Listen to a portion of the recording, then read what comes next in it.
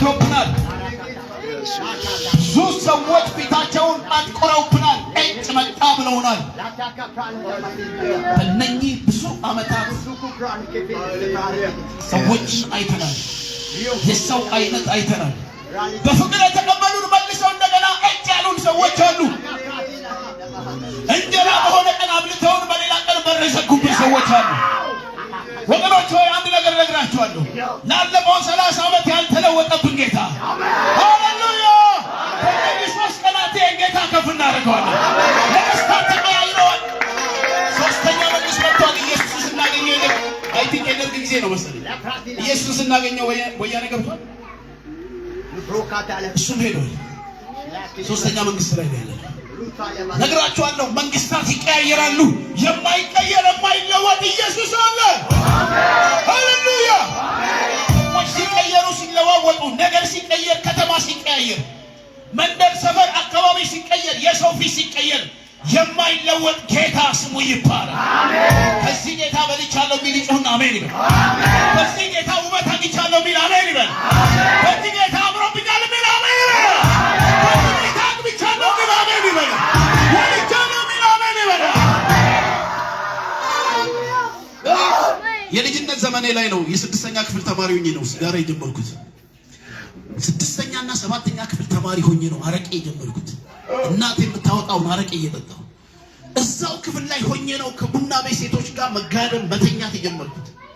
ብታምኑም ባታምኑም አብሬያቸው እነርሱ ጋር በኃጢአት ወድቅ የነበረ በጣም ከ6 የሚበልጡ ሰዎች በኤችአይቪ ሞተዋል። ብታምኑም ባታምኑም ከኔ ቀጥሎ የገቡ ወንዶች ልጆች አይኔ እያየ አስከሬናቸው ወጥቷል።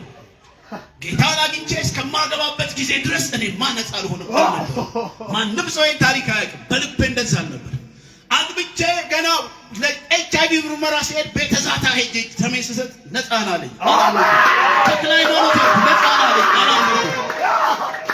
እነኛን የሞት ቀጠናዎች ያሻከረን ጌታ እነኛን በየጎዳና የወደቅንባቸው አስታውሳለሁ። ሰክሬ ወድቄ ጅባ አጠገቤ አልፏል። ጉድጓድ ውስጥ ወድቄያለሁ፣ ተጥያለሁ። ነይና ልጅሽን አስከሬን አንቺ ተብላ የወደቅኩበት ጉድጓድ ላይ በጭቃ ሆኜ እናቴ መታ አንስታኛለች። አረሳውም ያውቀን። በእነኛ የቆሻሻ ህይወቶቻችን ሰዎች በሚጸየፉን ጊዜ አንስቶ ያጠበን የቀደሰን ደማችንን በደሙ የቀየረ በህይወት ኑሩ ብሎ መጎናጸፈውን የቃለብን ጌታ ብራዘር ይመለካል አይመለካል? ይሰገድለታል አይሰገድለትም? ይተባበረለታል አይተባበረለትም?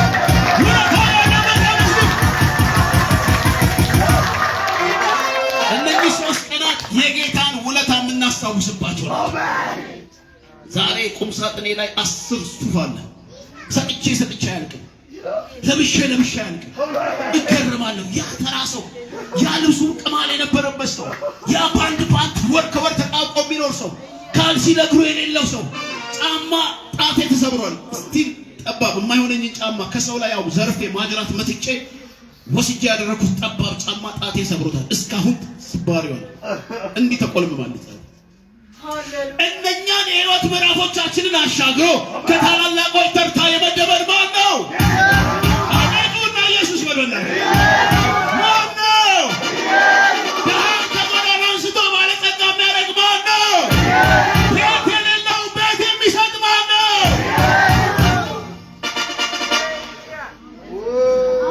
ምስኪንን ከታላላቆች ተርታ መድቦ በሚሊዮኖች እንዲቆጥር የሚያደርግ ማን ነው? ጩና ኢየሱስ በሉና ባለውለታ ማን ነው? ከዚህ በላይ ጩና ኢየሱስ በሉኝ። ባለውለታ ማን ብቻ ነው? ጌታ ይኖርለታል፣ ይሰገድለታል፣ ይኖርለታል፣ ይሰገድለታል፣ ይሰመርለታል፣ ህይወት ይሰጠዋል፣ ነፍስ ይሰጠዋል፣ ቤት ይሰጠዋል፣ ልጆች ይሰጡታል፣ ትዳር ይሰጠዋል። ኢየሱስ አድኗል። ይህንን ውለታ በተለያየ ምድራዊ ነገር ለቀየሩ ሰዎች መልእክት አለኝ። የቀየራችሁበት ያ ነገር ይሄዳል፣ ይከዳል። ውበት ሐሰት ነው፣ ደምግባት ከንቱ ነው ተብሎ ተጽፏል። ከደምግባት ጀምሮ አካውንት ላይ ያለው ነገር ሁሉ ይሄዳል። የማይከዳ ምንም ነገር የለም። ነግራችኋለሁ። ወደማይከዳው ጌታ ፊታችሁን መልሱ። ኢየሱስ አይከዳም። ምድር እንኳን የረገጧትን ሰዎች ትከዳና ትውጣለች። ምድር እንኳን ብዙዎች ምድር ክዳቸው ተውጠዋል። እኔና እናንተ ግን በጌታ በኢየሱስ ክርስቶስ ስም አሜን። ምድር ማትውጣውን ሕያው የሆነውን ጌታ አሜን፣ በባህር ላይ የሚያራምደውን ጌታ አሜን፣ በወንዞች ላይ የሚሄደውን ጌታ አሜን፣ በምድረ በዳ ምንጭን የሚያፈጠውን ጌታ አሜን። ምንድነው መጽሐፍ የሚለው? በምድረ በዳ ወንዞችን አይደል? ከዛስ በሸለቆች ደግሞ ምንጮችን ያፈልቃል። አሜን። በኤዶምያስ ምድረ በዳ ምንጭን አፍልቆ አሜን ለነገስታቶቹ የሚጠጡትን ውሃ የሰጠ ጌታ አሜን በምድረ በዳችን ላይ ምንጭን ያፈልቃል። አሜን። ይሄ ጌታ ከፍ ያለ ጭብጨባ ይገባል። ሃሌሉያ።